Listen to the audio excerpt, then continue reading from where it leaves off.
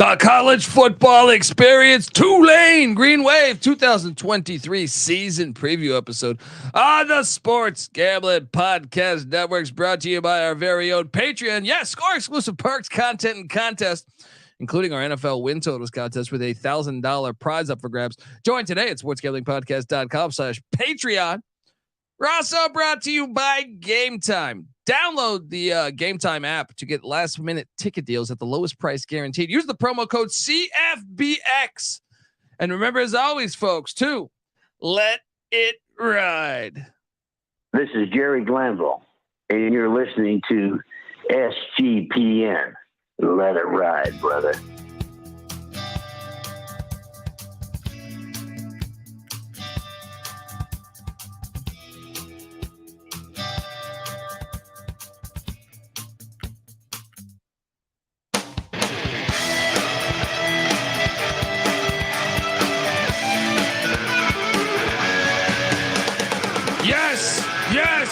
Yes. Woo! Welcome to the college football experience. Tulane Green Wave. Tulane. It's always a tricky word. Tulane Green Wave. Tulane. Anyway, I love me some Green Wave football, and boy, it's easy to see a tide turn. We saw that tide turn because they went down to the Cotton Bowl, and if it would have been our 12-team playoff instead of this 4-team bullshit, they would have been playing in the playoffs. Willie Fritz, and they beat the USC Trojans in a wild one. Oh man, that was a fantastic, magical season they had last year. Very magical season. We're going to talk all about it. Perhaps you're wondering just who the hell you're listening to. My name is Colby Swinging Database Dad, aka Pick Dundee. That's not a pick. This is a pick. He was raised in the land down under, where a man thinks on his feet, speaks with his fists, and lives by his wits. When Dundee happened, he was a superstar. I'm probably drinking too much. Yeah, it was celebrating too much. It was sleeping. Would have killed a normal man, but no, that's gone. The medical advice I got from that was like being hit by lightning. Pretend it never happened and get on with your life. Oh boy, you know I love me some Tulane Green Wave football. I'm excited about it. When you consider that performance last year, in light of what they had done previous to that, every bit of 25 years previous to that. I mean, they're a common lock by me. Now, I was hitting on all of Fritz's years, I feel like, except for 2 years ago. And I feel like you doubted me. And when I was all over this Fritz hire when it happened. No, you've been hyping Willie Fritz for a long time. No doubt about it. But let's be honest, this team hadn't eclipsed 7 wins since 1999. Well, or 98, I should say. They went undefeated, won a national championship in 98. This team is good for a miracle season once in a blue moon. Was it last year, or has this program taken a legitimate step forward? Pretty big question. It's tough to say, but a lot of pieces back here. Buddy, the fact that Willie Fritz did not take the Georgia Tech job and came back, the fact that Michael Pratt, who was offered money by SEC schools, Big 10 schools, Pac-12 schools, Big 12 schools, decided to stay in New Orleans. All right. I know the human being and fish can coexist peacefully. That is what I'm talking about. It's easy to see a tide turn. Let's get it going. If I'm joined by my co-host, give it a green wave turn. Easy to see a green wave turn.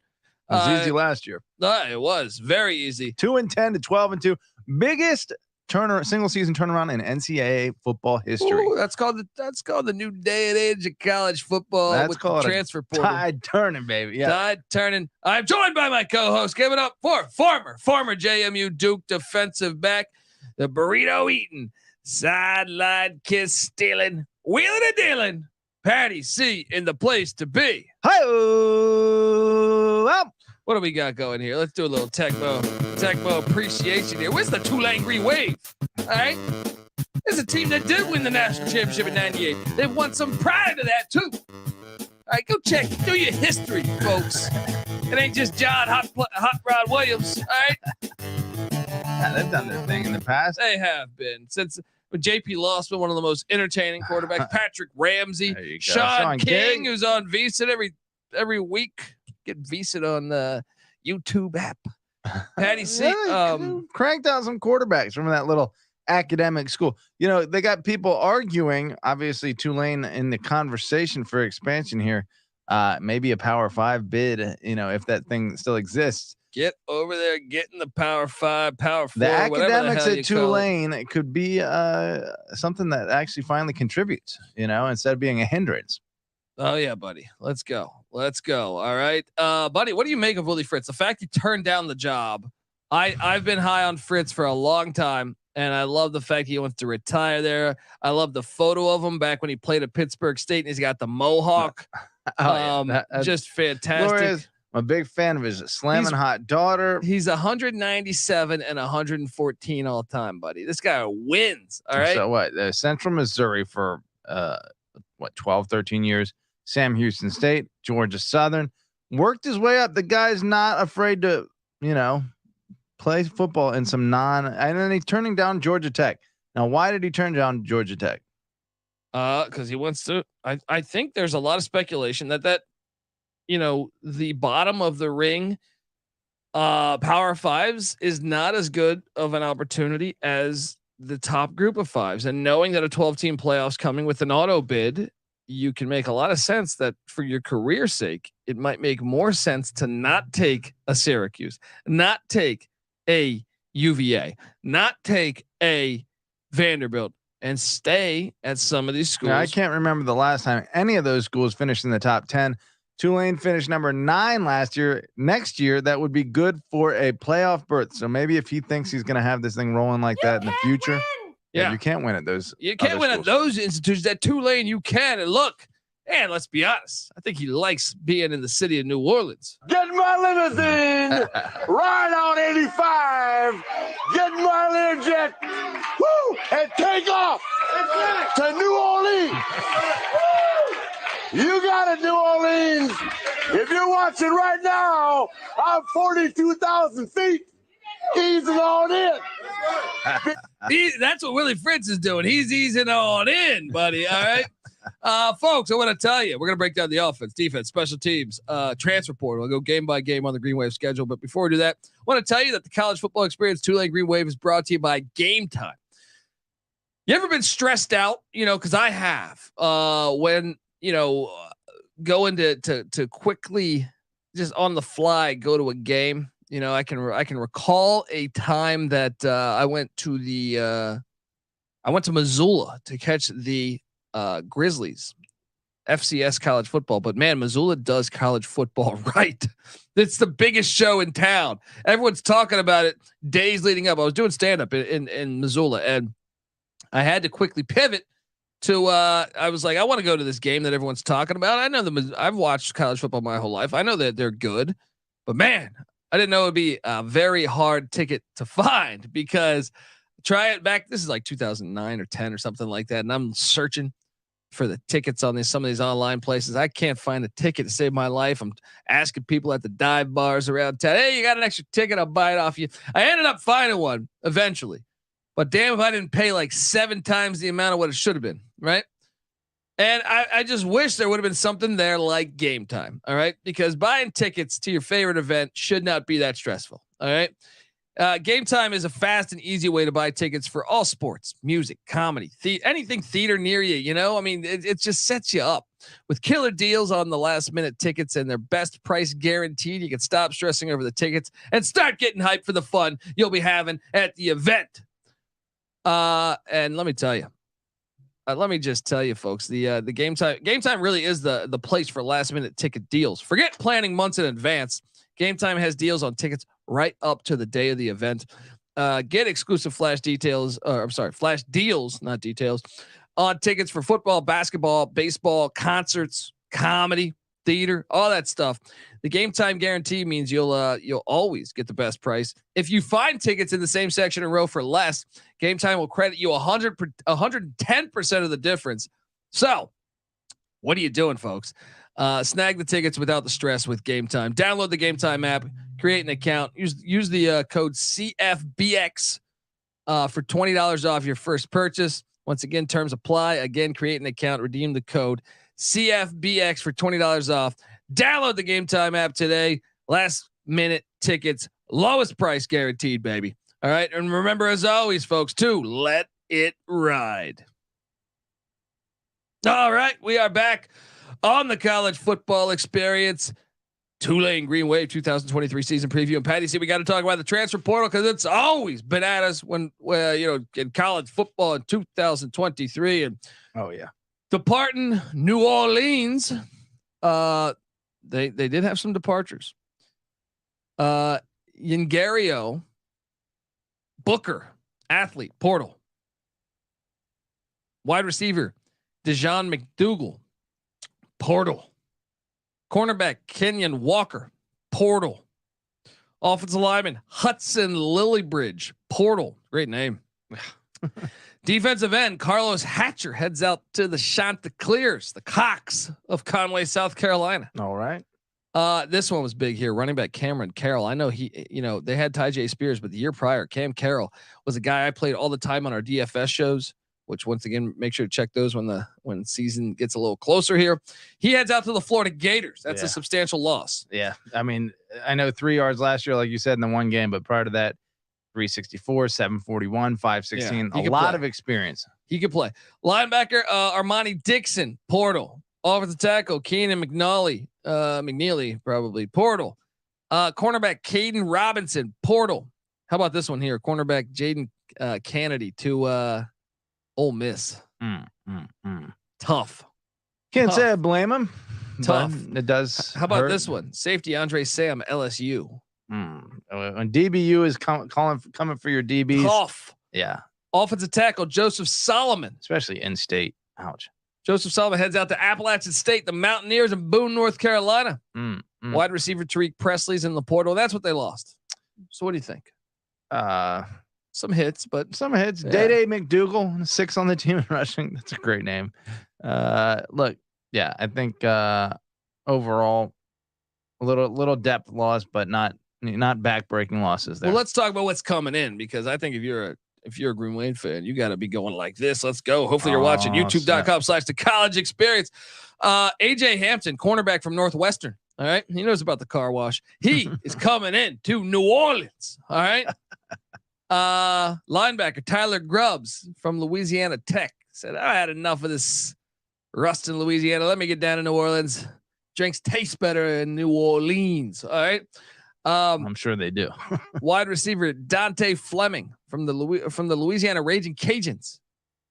It's a nice get. Going in state. It's a nice get for him. How about this one? Offensive tackle Cameron Wire from LSU. Did a little trade. You take our safety, we take your offensive tackle. Done deal. Keeping it by you, big time here. Wide receiver Yoel Keith Brown from Texas A&M, 4-star transfer according to 24/7 Sports, coming into Tulane. Boom. Marshall safety Andre Sam. Thunder and Herd? Nah. Get over there to New Orleans. Tight end Chris Carter from the South Florida Bulls. Chris Carter's known to catch touchdowns. All right. And then cornerback Cameron. Oh man. Pedezio. Cleo. From Louisiana Raging Cajuns to Tulane. Man, just rating the in-state talent from their rivals. I guess if you would consider them rivals, but at least in-state compadres. Now, a year ago, this offense, 18th in scoring offense, 20th in rush offense, 60th in pass offense, total offense sitting there at 30. You know, and that 60th in pass offense really doesn't matter from a yardage standpoint. Sure, only just over 3,000 for Pratt and a couple 100 more from the backups, but excellent average yards for attempt for Pratt in the top 10 nationally at 9.8. Also 27 touchdowns, 5 picks. He had an amazing year as a quarterback. He's a very good quarterback. 6 starters returning on that offense, though, that put up those numbers. Are you at all concerned, Patty C? Because, hey, Slade Nagel is taking over as the offense coordinator. Apparently, he's been there for 6 or 7 years. So, I believe if I read correctly, this is the first time that Pratt has had any kind of continuity at the offensive coordinator position during his tenure. I mean, I guess that's not the same coordinator they had last year, but it's still someone that's very familiar with what they've been doing. So I think that will probably bode well for them. So let's talk about that. Obviously, Michael Pratt's back. He's a stud. And he's one of the best quarterbacks in America.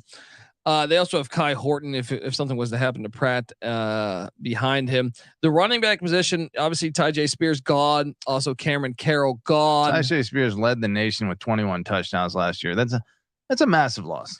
Yeah, but I look and I see what's it? Shaadie Clayton-Johnson. Now they're gonna have a running back by committee. Iverson Celestine is one to watch as well.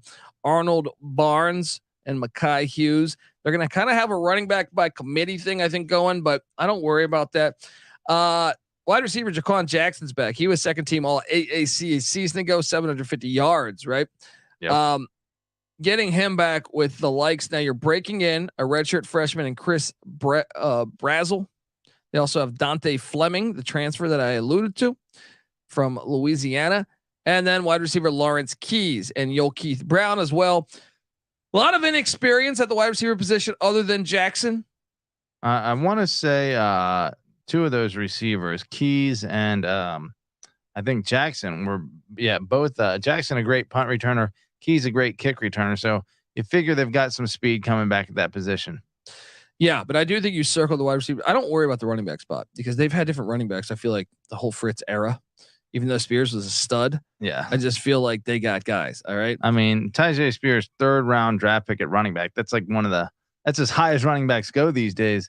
Yeah. So that's losing something for Tulane, but if they can replenish it even slightly, the offense should be fine, especially with all the offensive line talent.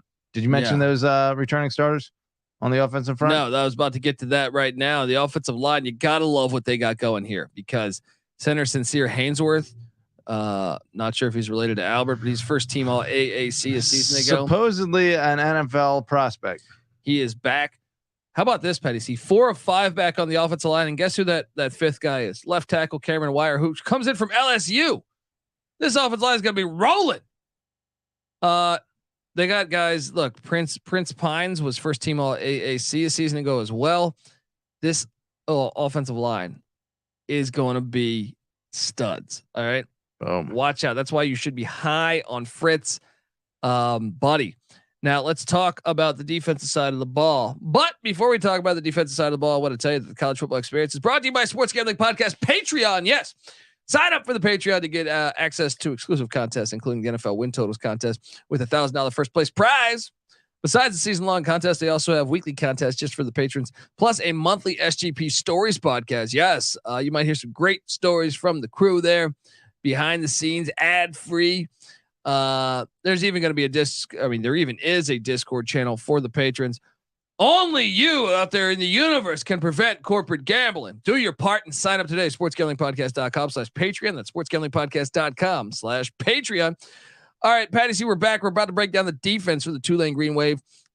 Scoring defense season ago, 32nd. Rush defense, 68th. Pass defense, 37th. Total defense sitting at 46th. The only problem is defense coordinator headed out to the Oregon Ducks. Right?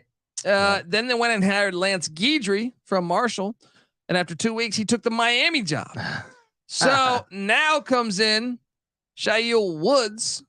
Wood. Oh, is it Wood without the S? Yeah. Who was Troy's DC last year. And Troy was pretty damn good. They were, if I'm not mistaken, Troy, you said, Tulane was number 45 overall? 46 overall. Top 50 defense. And Troy number 20. Yeah. And get this, Tulane returns 8. They returned 8 starters from a year ago. The entire defensive line. This is what stands out. The line of scrimmage to me, Patty C. Boom. The entire defensive line. Patrick Jenkins, second team all AAC defensive tackle. He's back. Darius Hodges back, who was all second team AAC a season ago. Also Adonis Frillo, the other nose guard spot, and Keith Cooper. And I even would highlight the depth. Angelo Anderson behind him has started 7 games. Stud. Eric Hicks also started 12 games at the backup nose guard spot. So they are 6-7 deep on this line of scrimmage here on the defensive side of the ball. The linebacking core returns so they're going to be running. Okay. So 2 of 3. Yeah. Tyler Grubbs back at the linebacker spot. Actually he transferred in from La Tech, but he played for them he played for the Green Wave last year. Also AJ Hampton coming in from Northwestern, as I alluded to. And then they're breaking in Jesus Machado. It's a guy that played in 18 games. They did lose Dorian Williams to the draft, 3rd round. He was 3rd in the nation in solo tackles at the linebacker position. So a lot of production to replace in that particular guy, but maybe they got a guy to step up here. 3 of 4 back in the secondary, both corners back, Lance Robinson and Jarius Monroe, breaking in a brand new strong safety in DJ Douglas. Well, breaking in both new safeties, but one of them was a starter at Louisiana in Cam Pezzaclo. I'm butchering your name, Cam, but you're good by me, buddy. All right. Monroe is all first team AAC corner. Patty C, they return their punter, Casey Glover, second team all AAC. They returned their kicker, Valentino Ambrosio, who used to be at Rutgers, but he was with the Wave last year. He's a solid kicker, if I'm not mistaken. Yeah. A season ago, 21 of 27 on field goals. There you go. Gotta like that. Okay. 19 starts in his career. Patty C, where is the weakness on this team? To me, it sits at the wide receiver. The clear weakness on the team is wide receiver to me. The line of scrimmage is super impressive to me. And I think this is, if you're a Tulane fan, let's fucking go. Let's go. It's going to be a lot of fun. Well, I'm curious to get a better look at Jha'Quan Jackson and Lawrence Keys, because if they are as dynamic, I want to say they're both top 10 in terms of yards per return and punting and kick returns respectively. I don't know if that's going to translate to catches and, yards after catch, but you would think those are similar skill sets. So if they got some guys, that maybe those guys will step up and this offense will be a force to be reckoned with. Yeah. I mean, so look, if you're watching on YouTube, youtube.com/the college experience, that's the hub for all of our podcasts too. Remember, I also host the FCS college football experience. This is the college experience, or I'm sorry, this is the college football experience, but I also host the FCS college football experience, the college basketball experience. Rod Hunter is building up Tulane the right way there too. So check us out there when the season tips will be there each and every single night of the season. College baseball experience as well. We come together as one, and Tulane made the college baseball, World Series this year, or down south they play tournament. baseball. Subscribe, youtube.com/the college experience. Please hop on over to iTunes, give us a 5-star review as well. Patty C, if you're watching on YouTube right now, you see the win total sitting at 9.5. Woo! Preseason top 25 in a lot of publications. On first thought, would you say this team will win more than 9.5 games? Well, without observing their non-conference slate, you would think, okay, this team won 10 regular season games last year. They should be able to replicate or get close to that, bringing back a lot of the talent. I do know that the non-conference slate's a little harder, but certain teams have left the American Football Conference, namely UCF, Cincinnati, and Houston. Yeah. So the schedule might be easier overall, or maybe harder. I think we got to take a look. Let's get to it. September 2nd, man, we got a banger. This is fantastic. Low key, great this might be the best week 1 matchup that no one is talking about. Phenomenal. The South Alabama Jaguars, who won 10-2 in the regular season, and those 2 losses were by a combined 5 points, come in to New Orleans. This game is fantastic. 10-2 in the regular season, and the combined losses were by 10 points. Yeah. Oh man. I mean, buddy. I'm all over the place here, man. I'm all over the place because Ole Miss is on deck. So I kind of think South Alabama is in a great spot for an upset. Yeah, but Tulane in the first game of the season, I know, against a team as good as South Alabama, is not going to overlook them. This is tough. Flip a damn coin. Yeah. So look, week 2, Lane Kiffin, and the Ole Miss Rebels are coming into New Orleans. Oh, holy shit. They're not, this is not in Oxford. This is in New Orleans. Yeah. Old SEC matchup. Boy, let me tell you what, if you're going to have a really magical season and you can get these 2 wins off the tippy top, then look out, because Ole Miss, who knows, could have a decent year. And that could, based on a top 10 finish last year for Tulane, maybe. Where do you think they start the season preseason? Are they in the coaches poll? Are you talking Tulane? Tulane. I think they're preseason top 25. I think they're. I'm not sure in the coaches, but I think they're. Most publications have them around like the 20s. Okay, I'll get that pulled up in a second here, but I mean these would be 2 games right off the bat that should shoot them up considerably. Well, the scary part, put them in the conversation right away. I mean, this non-con is tough, man. Last year they had UMass to start things off. You start off with South Alabama, then you get Ole Miss, and don't sleep on September 16th when they head to The Rock to take on Southern Miss. They lost to Southern Miss a season ago. Will Hall is their head coach, who used to coach with Fritz for a long time. Oh, do we got that clip? I know the son of a bitch. Oh yeah, Will Hall. Yeah, exactly. We do have that clip. This is what Willie Fritz is thinking. Because I understand how the bastard thinks. I taught him. Now I owe him one. Yes, he does owe him one. He really does owe him one. Petty C, there's no way they're going to 3-0 on this stretch. There's probably not. There's no way. This is going to be fun to watch, man. This is going to be fun to fucking watch. Jeez. I mean, Southern Miss is what were they, like 7-6 last year? But a program clearly on the rise. Yes. I think all three of these games are super dangerous. The fact that they got the two more dangerous ones at home to start the season. But Hattiesburg is going to be on fire if they're 2-0. Yeah. I mean, if they're just beat going 3-0, dude. They're not going 3-0. They're going 2-1. 2-1 at best. Yeah, at best. And it might be 0-3. It might be. This is going to be fun to watch, man. Week 4. They keep it in state Nichols, especially with all that's at stake for them in the conversation of expansion. They could be, as a program, skyrocketed. They were in the SEC way back in the day. Yeah, Tulane. they were. They left the SEC. They elected to get out of that thing. They said it was burning down. Oh boy, oopsie. I wonder in 100 years, are we going to look back at USC and UCLA and think the same thing? If Oregon State, Washington State, Stanford, and Cal can remain intact, probably not. Buddy, after the Nichols game, 2-2. God, the beginning of this schedule, it's fucking great, man. It's regional too. It's all regional, of it is regional. The way we like our college every football. Single game is in-state or a border battle. Buddy, what do you got them doing after September 23rd? So 2-2, 3-1, 3-1. Let's go. After September 23rd, 3-1, 3-1. Then Trent Dilfer, enigma, one of the true enigmas of this college football season is the UAB Blazers. They've been good lately, buddy, but they went out and hired Trent Dilfer, who has never coached anything in college football. Not even quarterback coach, not even nothing. Yeah. So I got no idea what to expect here. It is in New Orleans. This team was 7-6 last year, but lost a bunch of close games. I want to say like I'm taking 5 Tulane. or 6 one possession. Taking Tulane. I'm taking Tulane too, but that's 4-1 at the bye week. It's a great start. Win total once again, if you're watching on YouTube, 9.5. Bye week, and then they head to the Liberty Bowl to take on the Memphis Tigers. Buddy, this is a sneaky game. Mississippi River football's back. Buddy. I love it. Memphis also coming off a bye, having previously hosted or gone a neutral site for Missouri and then hosted Boise. But I think the bye week refreshes them. Still, the game is in New Orleans. It's in Memphis. Yeah, it's the Liberty Bowl. This is tricky. It's a tricky game. Give me chalk up a loss here. I'll say this: we were giving them South Alabama and Southern Miss. I just think it's too much. Like we're even giving them UAB. Yeah, there's Give me a second loss. Give me a second loss. That's good. They're home then to North Texas and Eric Morris agency.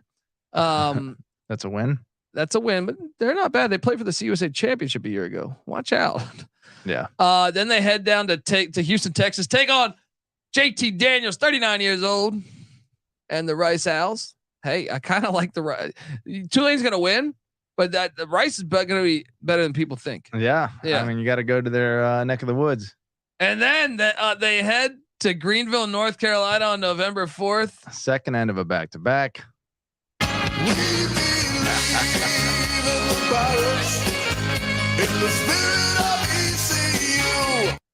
Unders hitting on this. They're losing. Yeah, they're probably losing that one.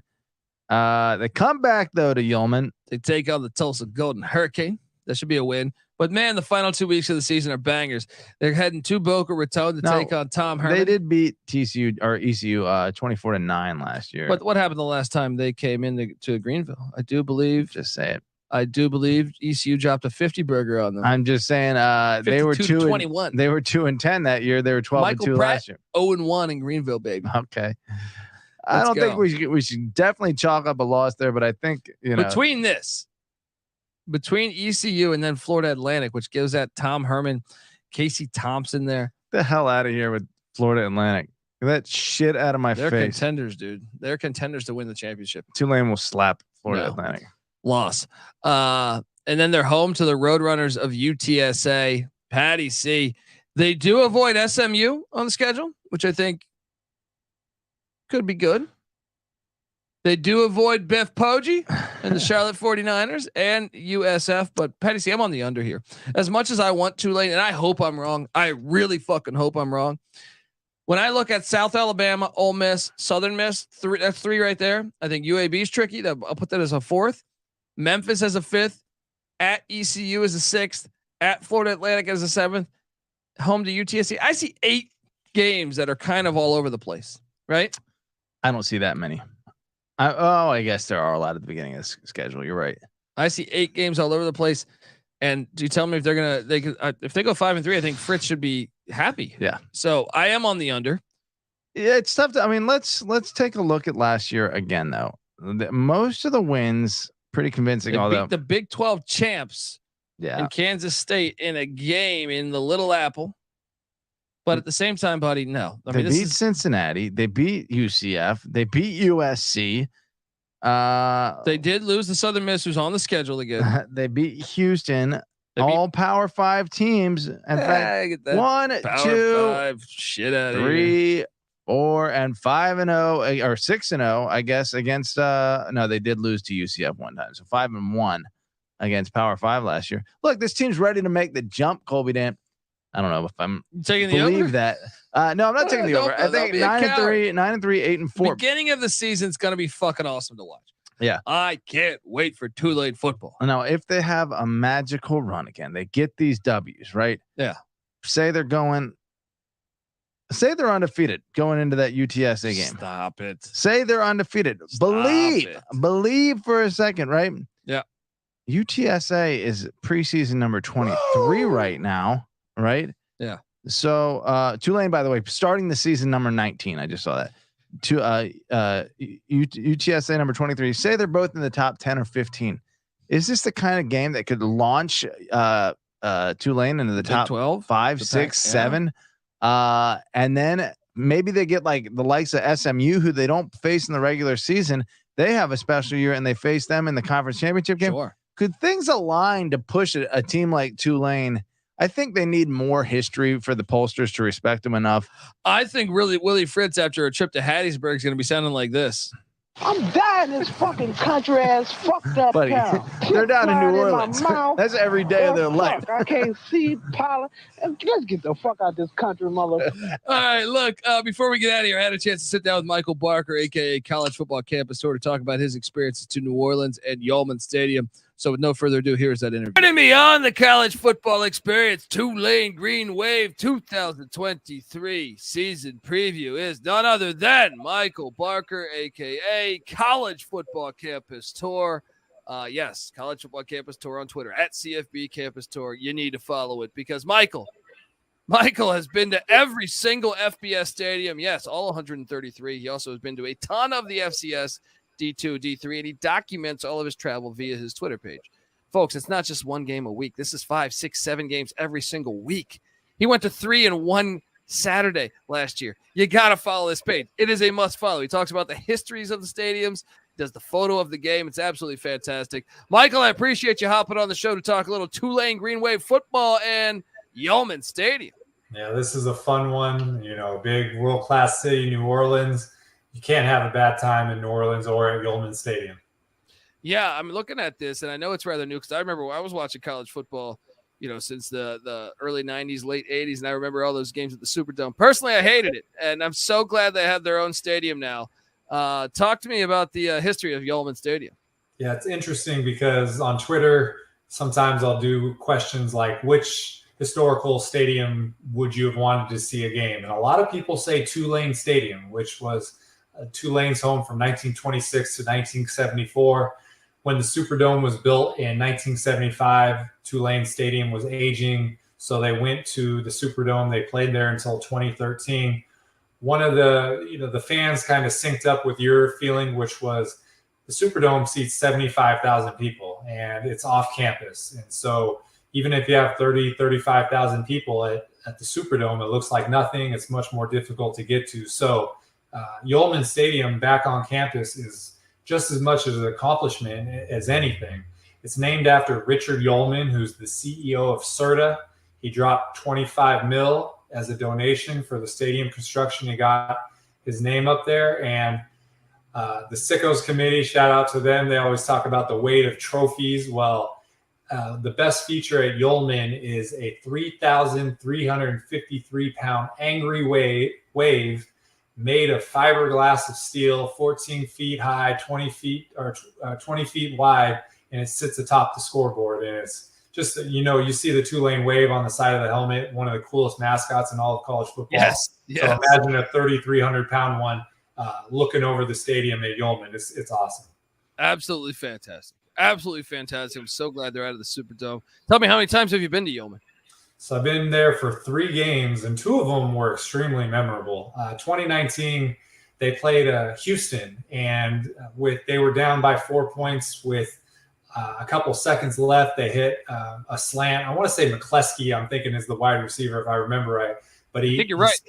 He split like 3 tacklers. They ran into each other. He scored, and it was absolute pandemonium there. And I actually shot a video of the game. That thing bounced around Twitter.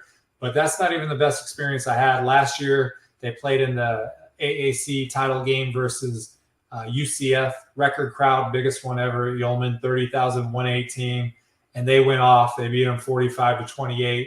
And I got to rush the field. I was one of the first people that jumped onto the field, shot a video. A couple guys fell down in front of me. They were, man down, but we didn't stop to rescue them.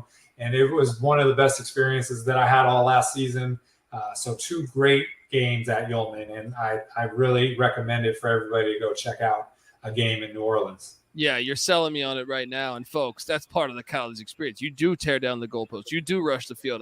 Greg Sankey can issue as many penalties as you want, but if you're not doing that, you're not doing college football. All right, let's go. Michael, I appreciate you hopping on the show, talking a little Yulman Stadium, Tulane football, because Willie Fritz got this program rolling. I'm excited to see the future with Tulane football, and I would love to catch a game. So perhaps one day I will catch you at old Yulman Stadium, man. Yeah, you don't have to do anything to convince me to go back, so let me know and we'll do it. There we go. Folks, give him a follow on Twitter at CFB Campus Tour. You won't be disappointed. Michael, thanks again, man, and have a wonderful day. All right. Thank you, Colby. You too. Michael Barker, Yulman Stadium, buddy. Let's get down there. Not that Superdome bullshit. I don't like that Superdome nonsense. No, right? Was Yulman Stadium the host site for? I know the at Tulane Stadium. I don't know if it's the same thing as Yulman was. Oh no. It stood from until 1980. That's where the Sugar Bowl was. Yeah, they should put the Sugar Bowl back. They should in put Yulman it back Stadium. at Yulman. All right, I'm done with this nonsense at the Superdome. Yeah, outdoor football is football, folks. Subscribe to the College Football Experience. Give us a follow also on Twitter at TCE on SGPN. Patty C's on Twitter at Patty C831. I'm on Twitter at TheColbyD. We are on the under, but we're hoping that Tulane goes undefeated. I'll gladly be wrong about this one. Let's go. They got the most handsome man in all of college football. Can we talk about those uniforms? Great uniforms. I mean, slamming hot daughters, the coaches, everything's going. It is fantastic. In New Orleans right now. Yeah, folks, give us a follow. Subscribe wherever podcasts can be found. The College Football Experience. We're here all year long. We talk college football year round, even in the dog days of April, March, February. Subscribe to the College Basketball Experience. Subscribe to the FCS College Football Experience. Subscribe to the Big 12 Experience and the College Baseball Experience. We come together as one on YouTube, youtube.com/the College Experience. Subscribe. Tell a friend.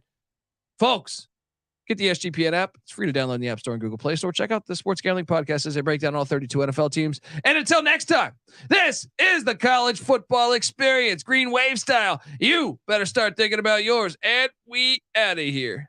Run and shoot.